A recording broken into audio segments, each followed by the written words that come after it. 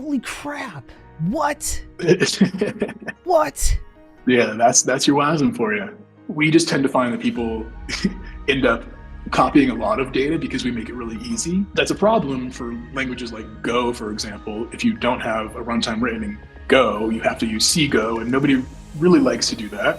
So let's start with who you are and give us some background on what you're doing and why you came on to talk to me today. And then I have a billion questions with whatever time you have. My name's Steve Manuel. I'm the co-founder and CEO of a company called Delibso. We focus on kind of bringing WebAssembly tooling and developer experience and other systems that help teams take WebAssembly to production. We're most well known for an open source WebAssembly framework called XDism, which is the way I found you. I think somebody had maybe mentioned trying XDism to call WASM from PHP, I think. I love talking to anybody about WebAssembly or XDism, so I'm more than happy to spend as much time as I can doing that. Background on me a little bit: software engineer, have done lots of startups, have done worked for small companies and big companies. Most recently was doing work on the Cloudflare Workers team, and I actually was responsible for bringing the Workers RS project. So if you'd like to write your worker in a different language than JavaScript, you could write it in Rust and never have to touch any JavaScript again if you don't want to. That's kind of how my WebAssembly journey started, was wanting to write things for the web in a JavaScript environment, but not use JavaScript. And so was pretty excited to see the Cloudflare Workers project come to life and actually work, and then become a fairly popular way of writing a worker if you want to just use Rust instead of JavaScript. And since then, I've just done a lot of things focused exclusively on WebAssembly. So I have gone in deep end of observability. So if you want to actually get some telemetry code out of your WASM as it executes, we've built a whole observability suite and just a bunch of things around WebAssembly. So I'm always just trying to find anybody who wants to do stuff with WebAssembly and help them accomplish their goals. Okay. I've been using WebAssembly in 3 different ways. So one, PHP. And I literally had to pull in, I think it was a library that let me read in the raw WebAssembly files, import like all the definitions of the functions and all of that. And I manually had to build it into vanilla PHP, how to read that file, the binary file, and execute those functions and get the returns out of them, make sure they have the right parameters as you execute functions, etc., etc. So that was one way. Yeah. The other way was Elixir. Elixir fortunately comes with a nice additional library called, I think it's called WASMX, I think. Yeah. And essentially just lets you just bind a WASM binary file into your Elixir code and just call it like normal. So that was great. That was super easy. It was really fast. And Elixir is honestly a really good language, so I wasn't surprised it was that easy. The third way is probably what you've seen a little bit of, where I'm building the game that I'm building with chat. And I use Zig, compile it to WebAssembly, and then I load it up on the browser.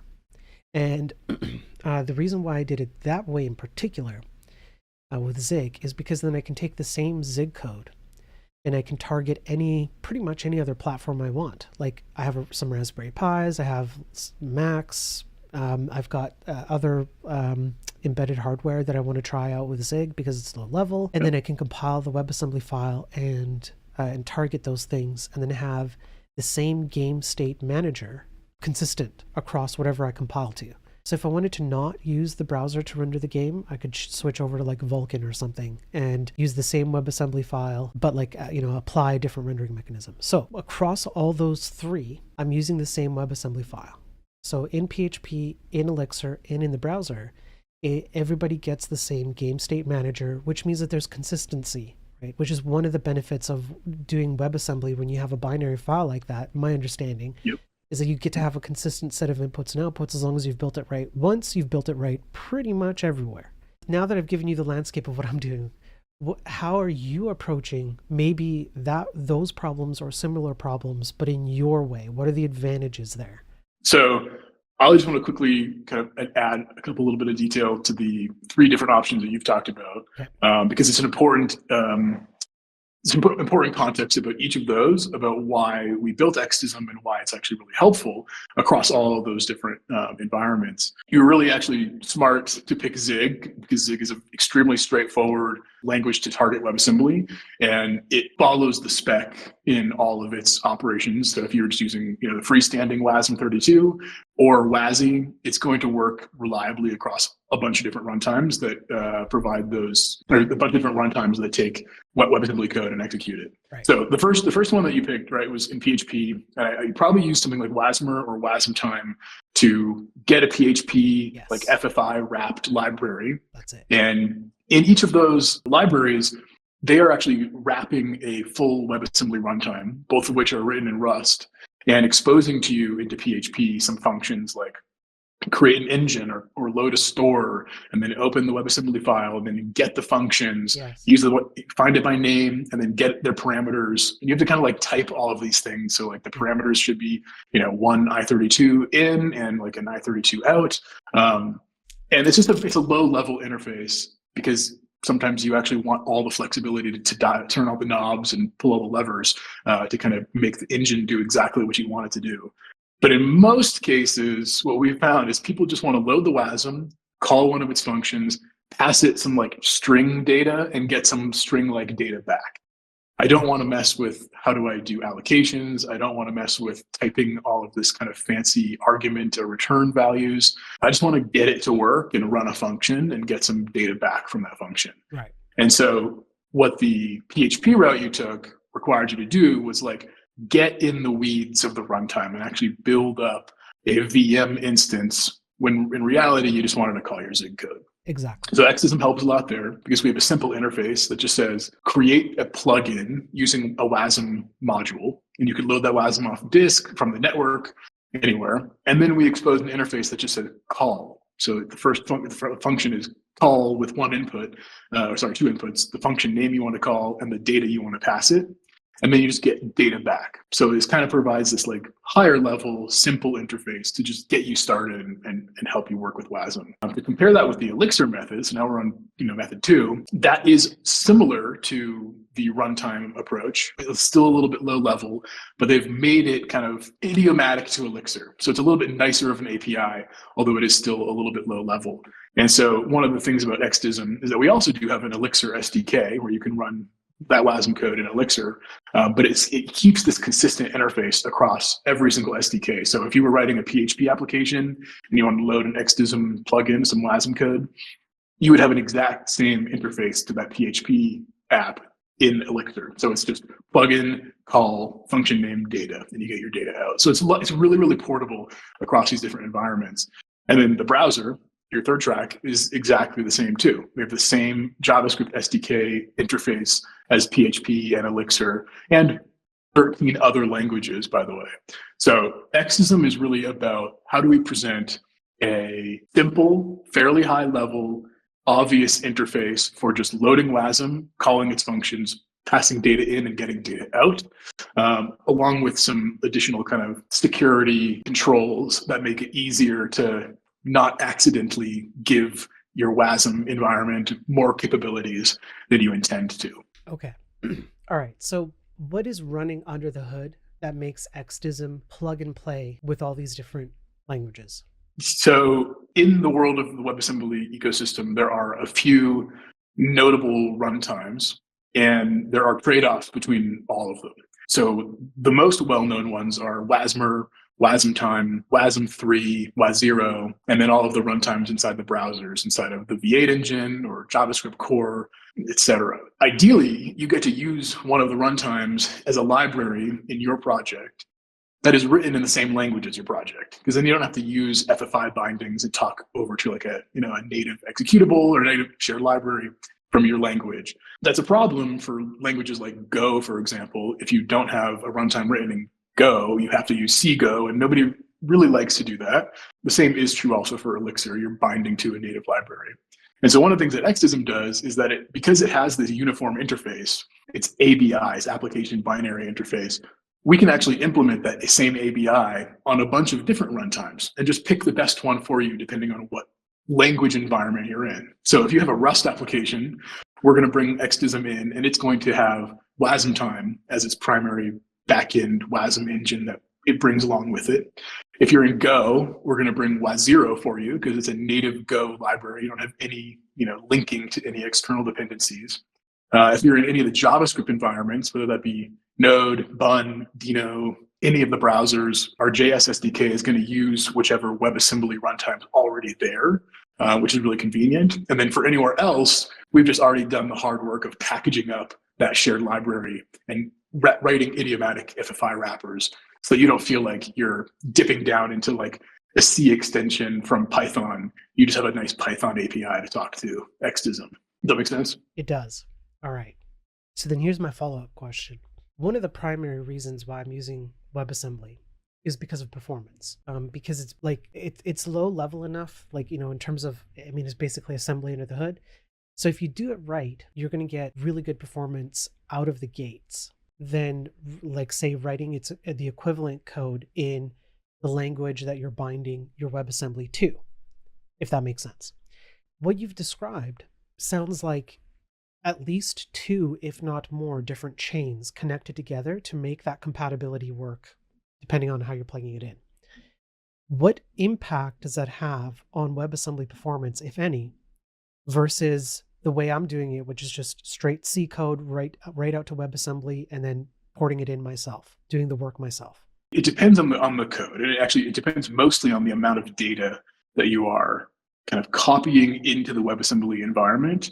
So independent of how you manage your setup, right? Whether you're, how much you've written in JavaScript and then how much you're loading in WebAssembly, every byte that crosses that boundary has to be copied from the host environment in JavaScript or wherever into WebAssembly, because WebAssembly has this, secure virtual machine model that it has isolated sandbox memory from the host environment. So what I'm getting at here is I'm assuming you do have some kind of, allocation function from JavaScript if you want to give some string data into Zig, or vice versa, allocate some memory from Zig in the host and give Zig access to it. If there's copying going on, you can get extremely precise and very, very granular with those copies and how you want to manage memory. And that's going to be possibly more performant than the approach we've had to take to make this very generic, higher level interface, but it's most likely negligible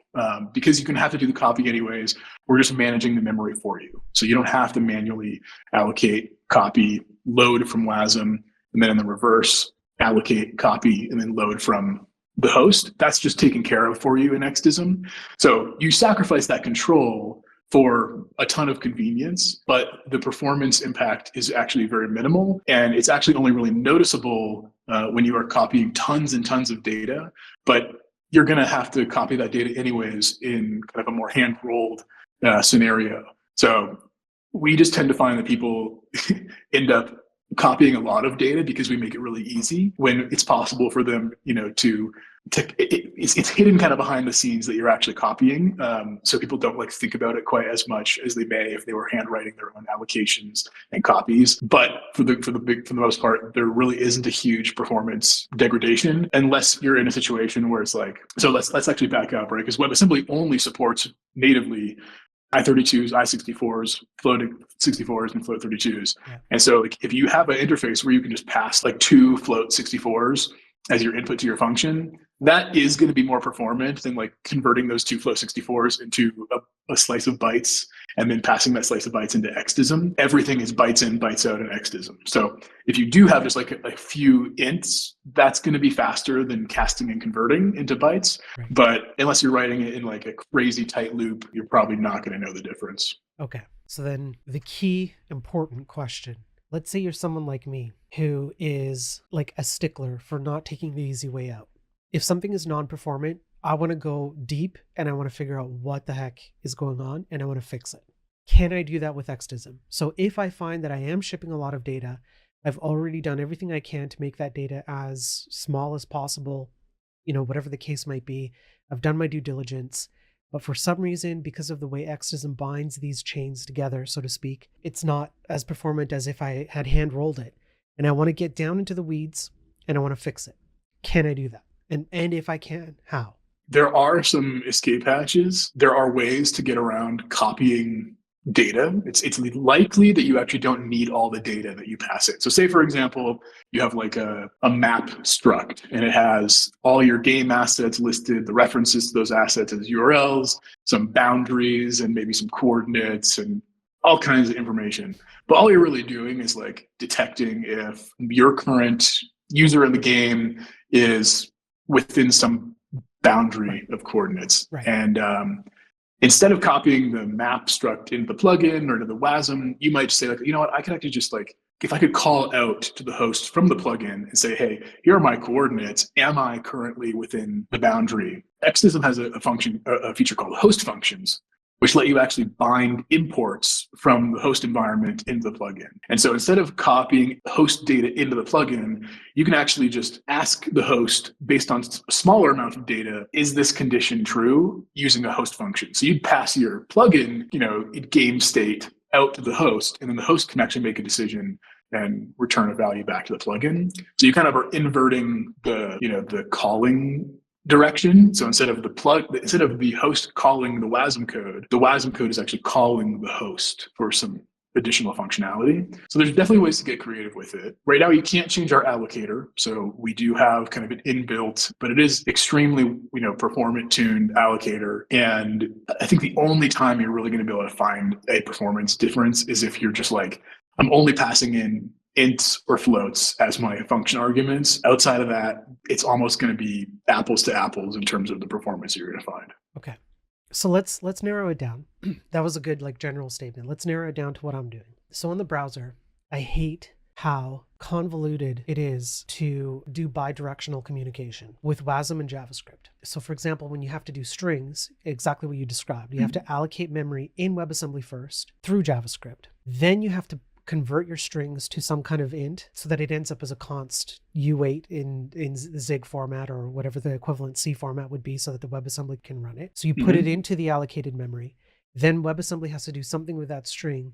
And sometimes the WebAssembly has to allocate new memory so that it can return a new string back, which is different from the original input string. I hate that whole thing. So what I've decided with my game state manager is that it's literally just numbers. You pass in numbers, you receive numbers. And it's up to the rendering mechanism, whether it's JavaScript or Qt or OpenGL or the terminal or whatever the heck ever. It will convert those numbers into whatever it thinks is appropriate string or an image asset or whatever it is. All WebAssembly cares about is, given the right input numbers, can I give you the right output numbers so that you can continue going on with the game state? So if we narrow it down to that context, how well does that fit in terms of XDism and also in terms of performance? Converting like a I32 into a byte representation is extremely fast, and calling the function is going to exceed the data transfer or copy by an order of magnitude anyway. So you're going to spend much more time in the function that you're implementing in WASM, regardless of like the handing off a string or an int from the guest and the host. So like if you wanted to reuse that exact same implementation, I don't think you would notice any difference at all. You would just have to change some of your code on the host to say, okay, instead of getting an int, I'm actually going to get, like a slice of actual byte. And then I'm going to actually convert that into an int. And then on the WASM side, instead of returning an int, you still would write to XDism's output a byte that is converted from your int that maps to the asset. Not super crazy amount of code. Definitely you have kind of solved for the limitations of WASM, like the vanilla WASM, right? In a very smart way. And thank you. I think most people wouldn't have gone to those lengths to do that. But I wanted to highlight something really quickly that might kind of, you should absolutely exercise kind of one of the strengths of XDism, like literally just to address that pain point that you talked about. I sent you a link in the Discord. This is a product that we built called ModSurfer. And ModSurfer is like a static analysis tool for WASM code. And so you basically get to upload a module to ModSurfer. And it unpacks that WASM for you into like all of the things that are inside the WASM. Its imports, its exports, the signatures, the namespaces the host functions are imported from. We host the WASM for you, and it's all nice and pushed up to a CDN, so it's super fast if you want to load it. But we also generate the XDism code that would be needed to run that module. And if you don't use XDism, it's still going to generate some code for you. But if you want to, yeah, you could absolutely load your Oh, I'm doing it. You got to download it and then you have to re-upload it. Yeah. We should import from URL though. You can either click the mod server logo or create a new module Okay, that's what I if you need to want to do. upload yours. Yeah, I want to upload mine. So yeah, so this. Holy crap. Holy crap. What? What? Yeah, that's your WASM for you. Like, I mean, it's simple. Like, I know you can do this already. Like, because I've done the low level stuff, like with PHP, Yep. with the JavaScript stuff. Like, I know you can generate a list of functions and their inputs and outputs. And actually, in Zig, I'm doing an automated process. Every time I build the WebAssembly file, it exports like enums and the functions and their inputs and outputs into like what I call bindings for JavaScript, so that all I have to do is just load that in, and I have everything I need for JavaScript to not have to even convert strings and to know exactly where to look for things. All that stuff is done. But like to have that, but that's different than having it show up here with alongside your WebAssembly one-to-one. That's a different thing. So this is very cool. Thank you. I appreciate that. We find this is a really helpful tool. We use it all the time for just debugging. Like if I can't call an export with the signature I think it has, I'll load it in a mod server, see that, oh, you know what, this was either documented poorly or there was some kind of translation by the compiler that changed those exports. And this is actually what the exports are based on the WASM that it exports from the function section. And you also click through and saw like the WAT, so we'll just extract all that and convert it. We also provide this utility called the check file. And the check file is basically like, hey, I want to apply some constraints to what this WASM should have, and I want it to meet these expectations before I load it into my application or like push it up to some asset server. And so ModSurfer is also a CLI that you can validate against that check file and say, well, actually, this WASM has 500 other exports that you might not want available to the application to run at runtime, or it's missing this import, so therefore it's not going to initialize when you try to new it up inside of your browser app, and that's going to fail. But the point I wanted to show you is back on that Go-based WASM module, you could actually copy that XDism code and run it inside your console, and I'll make one minor change to the data. But it's just really cool to see, like, you didn't have to do any allocations or memory management. You just get to like load the WASM, run the function, and get the data out. So just if you don't mind going back to that Go one and then using a URL that I'll send you as the input, just to kind of show what I'm talking about. Oh, okay. That you can see was written in Go. Got it. Okay, so here we go. This is still your module. Right. Here we go. Yeah. Perfect. So the code that it generates in the right-hand box at the top is like working functional code. And we know all this about the module because we can detect that it's an XDism module, meaning it has the imports for an XDism module. And we can then generate a kind of useful snippet here. So if you copy that and open up your console, you can call this code in your browser.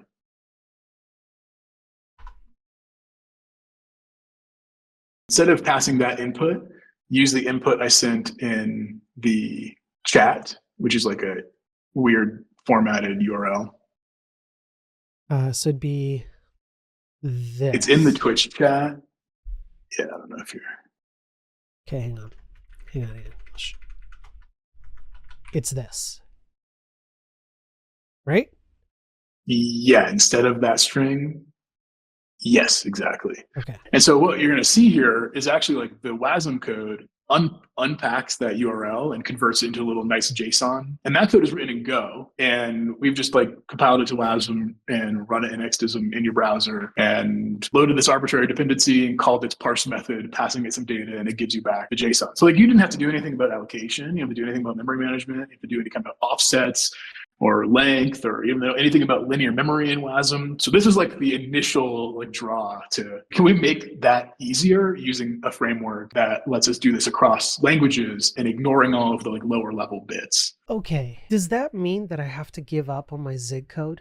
No. What you would do in your Zig code is instead of taking in actual function arguments, like here's that int that is mapped to the string in my host, and then literally returning another int to map to a different asset. XDism provides these libraries in all of our PDK languages. These are plugin development kit languages. And in fact, if you also don't mind, it's easier to look at an example. If you bring up the xdism.org site, there's a whole quick start section, and our Zig PDK has an example that will highlight exactly the kind of changes you would need. And I'll also talk to the reasons why you might consider making these changes if you did want to provide a portable game outside of the browser into other environments, possibly more easily. Right. So this is just the build. And the build, we can talk about that if you want, but yeah, the interesting stuff is actually here. So XDism functions, these turn into WASM exports, but XDism functions take no arguments as input. Instead, you'll notice in like the second line, there's a plugin.getInput function. That does the, hey, allocate me some memory based on the size of the input passed from the host, like you saw that URL in the other example in ModSurfer. Mm-hmm. And then it just returns back some bytes. And so name is actually a pointer to that linear memory. And then you can use name however you like. And then when you get to return some data back to the host, you actually call its output function. So that you set the output for the host to then pick off from linear memory and shuttle over to JavaScript or PHP or Elixir. And then you just return an error code. So XDism has no function arguments as input and one simple kind of error code output. You can also set error messages too, but this is just a kind of bare bones example. Right. Okay. Can the input be anything? A string or even just like a number? It has to be bytes. So this in Zig, it would be a const U8. So right? I couldn't pass in numbers as raw numbers from like whatever, JavaScript or whatever. You can, as long as they fit in a single U8. So, you could have a list of bytes, which each number could be 0 through 255. And if you can manage all of the possibilities within those numbers, then you can just use those literal numbers as the uint 8 value. Right. But anything above that, you would definitely cast to a string or a JSON slice or something like that. But the point I'm trying to make is that no matter what, XDism operates on bytes as input and bytes as output. You just can decide to either use those bytes as numbers or convert them to like a UTF-8 string or JSON or something like that. So if I use the XDism library on the JS side and I call a function on the JS side and pass it numbers, can XDism convert that under the hood for me? Yeah, the JS SDK expects a array buffer-like thing. So when you pass in a string, it says, yeah, this qualifies. I can treat this as a string. You can also pass in a literal JavaScript array of bytes, and that will just work. So if you're used to sending in 242 as your int, yeah, you would just put that in an array and do array 242. You might even be able to pass a number out. I'm not sure. I should check with our team on literally passing in these primitive values. Yeah. But in the worst case scenario, you could just pass an array of that one integer value. Okay. Again, it's limited in size to only up to 255 for a U8. Okay. So if I wanted to send something bigger, I would have to send possibly multiple values, and probably on the WebAssembly side, like in my Zig function, I would have to deal with multiple sets, sum them up essentially to get to the bigger number that I'm trying to get to, something along those lines. Something along those lines. That's honestly more complicated than just converting the int to a string and then passing the string. And I know that from a performance standpoint, this is basically the worst thing you could do. But if it's just one value and you're not running it a million times a second, it's probably not going to make a significant difference. Okay. I would love to know if you try it and find otherwise though. Okay. Because that's something I'm doing when I render the state of the game and I'm doing 30 frames, 60 frames per second, whatever it is. Mm-hmm. That means that every time I do it, I have to call at least several spots on a grid, a two-dimensional grid matrix, and say, what's at this location, what's at this location, what's at this location. And those are XY coordinates going in, and then a particular number coming back telling me whether there's an entity there or an asset or something like that. And I do that a lot every second. Yeah. So to convert that to a string starts to get a little iffy for me now, right? Totally. Let me send another link too, which is kind of a performance analysis on doing exactly this. And it talked about both the speed on a per function call basis using byte data, as well as the speed of transmitting that data across the boundary and kind of what our throughput is. And so you could, take a quick look and see like, all right, I'm only shipping what ultimately becomes like a few bytes, and the average like function call with that level of data runs in like nanoseconds. Okay. So then it's dependent on what the amount of work you're doing inside your non-Exosm code.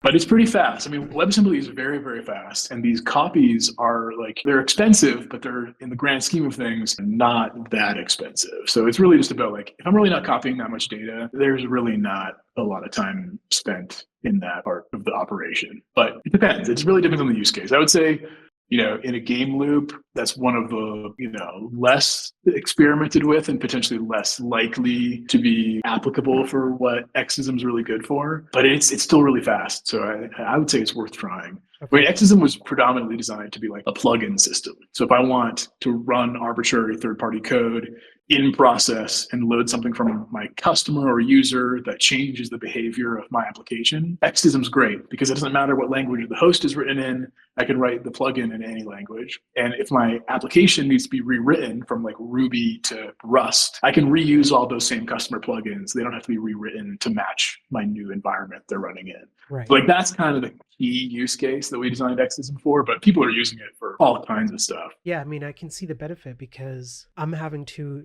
write the bindings to whatever language I want my WebAssembly file to run in. Yeah, manually, exactly.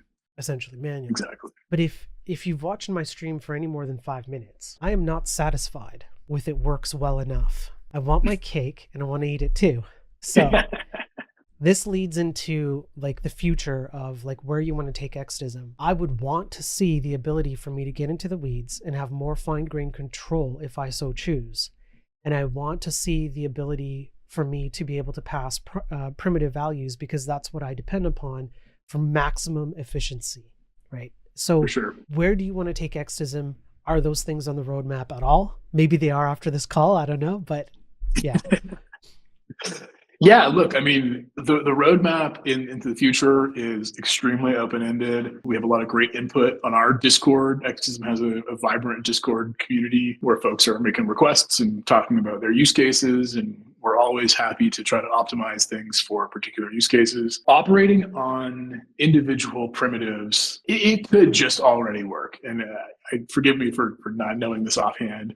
You might, in the JS SDK, just be able to pass a number, and we're not going to do anything to that number. It's just going to materialize as an int on the way up. Okay. But the general case for people who are either new to WebAssembly or like finally just trying it because they need some portability with their code is that once you get past the add example, like on the MDN docs, it's like, well, what am I supposed to do? Like, Yep. I don't want to write an allocator. I don't want to manage memory. And so that's one of the problems we set out to solve. In the future, we are also working on like a commercial product to make Exosm management much more streamlined. So like, how do you test these plugins from your users? How do you upload and store them? How do you retrieve them optimally? How do you simulate an environment that my host has that I want to actually run these in kind of like an integration style CI/CD thing? Part of that is also providing bindings and code gen to make it easier to take my customer's code, give them a framework that they can kind of build into. So if I expect to be able to call a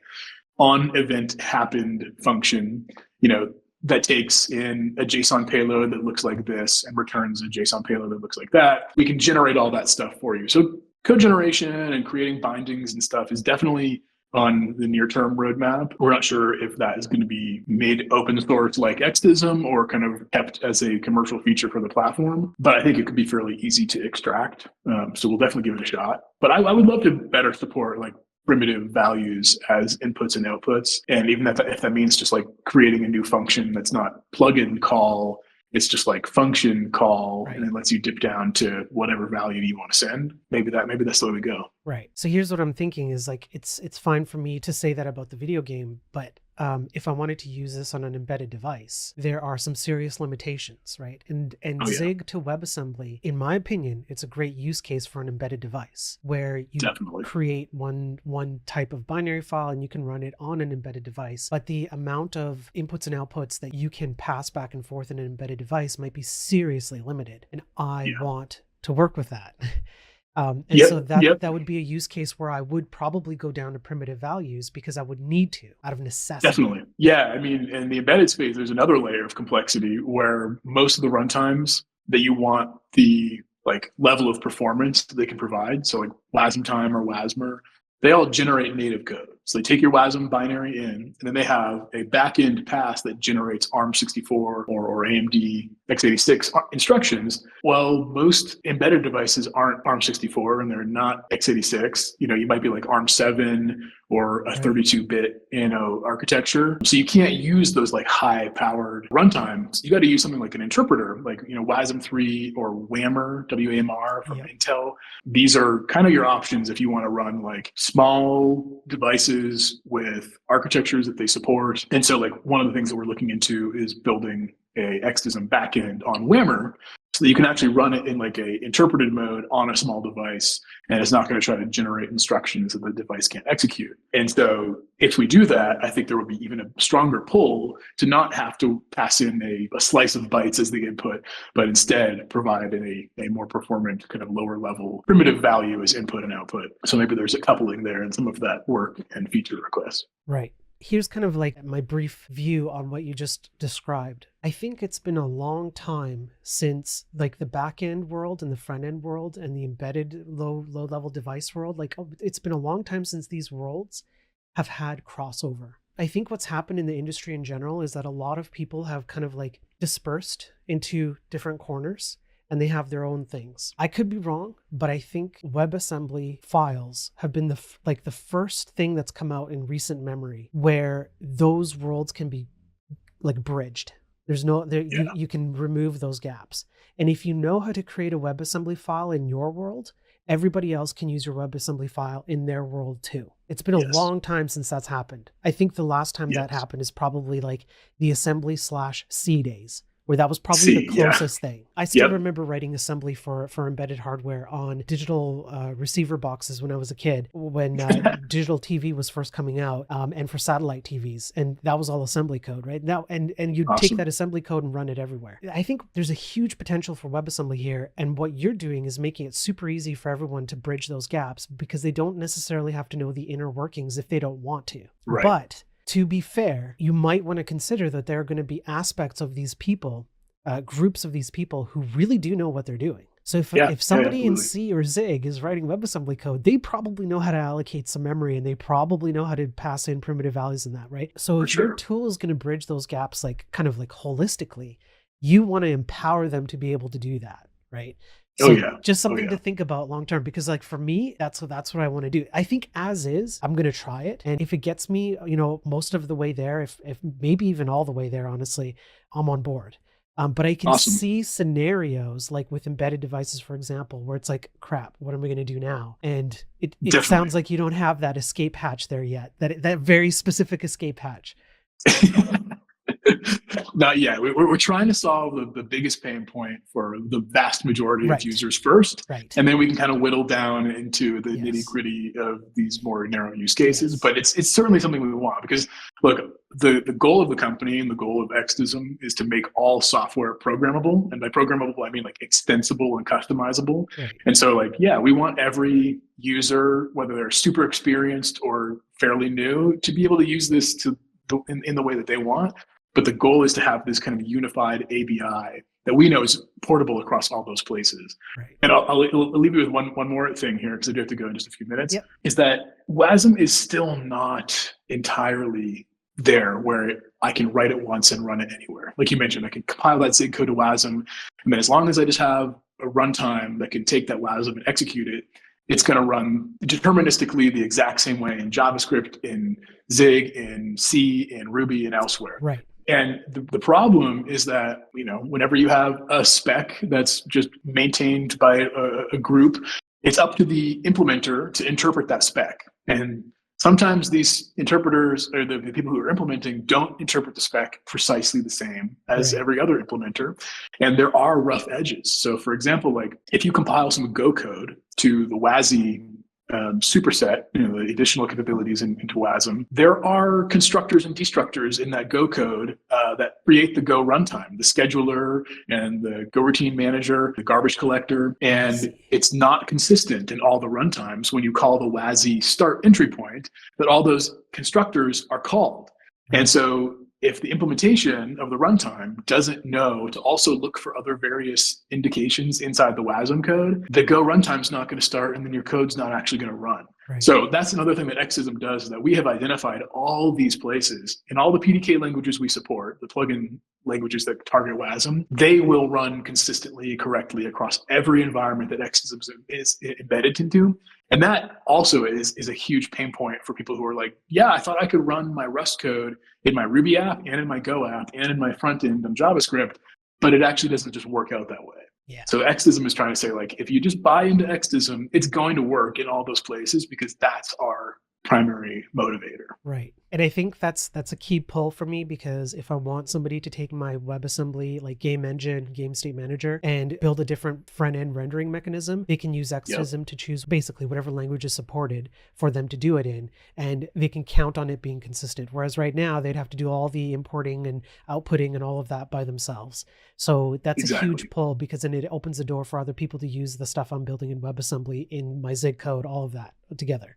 Cool. Yeah. Love it. Let me know. I'll come back and we can even hack on your game together and convert some of those functions into Xism and load it around. And I'd love to help out. So hopefully we can talk again soon. Yeah, it sounds good. Thanks for jumping on board. I wish I could take questions from chat, but I know you have to go, so I'll let you go. But thank you again, Steve. I can stay for like 1 or 2 more minutes if folks do want to take. I know we have a couple already here. I see. See if you can pick up. Like, how is this different? Oh yeah, great question. How is it different from WASM BindGen? WASM BindGen is a tool to go from Rust to JavaScript, or to call JavaScript from Rust, but it's exclusive to those 2 languages. And WASM BindGen creates its own like managed heap to keep track of the JavaScript values in Rust and the Rust values as WASM in that heap. And so it's exclusively useful for interop between Rust and JavaScript. Xism is useful for any language combination across our SDKs, which there are 16 languages we support, and our PDKs, which there are 9 languages that we support. So it's just a larger matrix of kind of combinations between languages that you can get kind of interoperability between. Oh yeah, when do you think WASM will have native access to browser APIs? There you go. There are proposals underway, and some of them I think are even landed, like the external reference types. You could basically expose like the window.alert or something like that as an external reference type, and then from WASM you could call it. You still would have to kind of like have a binding and know there's a function called alert in Zig or Rust as it compiles to WASM to call that function and have it kind of like poke the window.alert function in JavaScript. There's a misconception that this is actually an expensive workaround to like go through JavaScript to call that alert function. That is a minuscule expense compared to copying data from JavaScript into WebAssembly. So if that's what's blocking you, forget about that limitation. If you go and look at like the performance metrics that like compare frameworks like Vue and Leptos, which are like Rust to web app frameworks, and contrast those with the metrics from like React or Vue, they're super close. In some cases, the like Leptos benchmarks beat out the pure JavaScript ones for some, micro benchmark comparisons, but it's super, super close. So I wouldn't use that as a reason to, to shy away from writing your web apps in WASM and have them still talk to JavaScript. The Kotlin language has really nice bindings to all of JavaScript. There are a number of libraries in Rust and in Go that get you kind of DOM-like constructs as bindings in those languages. I would say it may never happen where you get like actual true direct bindings to the DOM from the web browser into WASM, because that would basically mean like the C++ code that is actually the browser's written in, that the engine is written in, has to provide imports and hooks directly into the WASM runtime. And WASM was designed to be fully detached from the browser as an environment. So like you kind of don't want that coupling in any case, because that might make the WASM code not portable that you run in the browser and expect to go in and run it in a standalone runtime in Rust or JavaScript or PHP or wherever else. Yeah. But yeah, I agree. I would like native browser APIs too, Yeah. but I wouldn't hold your breath. I know you have to go, but I'll have to talk to you about, I'm doing some very specific memory management handling for my game. And I want to talk to you about like whether I would have to change that at all with Xism, or maybe the answer is a quick no or not. But it's very specific memory management handling for certain things that I don't want to let go of because they're specific to me. So totally. Maybe I'd bring on another person or two from the team. I'm like the dumbest person on our team. You sounded pretty smart to me. So. I'll bring somebody who has a little more know-how if you want to get really deep into the weeds. But. I kind of do. Yeah. That'd be great. All right, man. Okay, thanks again. You might like take a look at some code, just if you want. In Xism, there's a crate called the Xism kernel, which is all of our memory allocation and part of the ABI that actually gets compiled into WASM. So it's really easy to make more of Xism portable. That's where a lot of the really interesting memory management code is that you might want to take a little peek at. But definitely would love to come back on and write some code and work on the game. So until next time. That'd be fun. Okay, I'll let you go, Steve. All Thanks right, again for your time. Thanks for I having me. appreciate it. We'll see you later. Of course. See ya. Bye.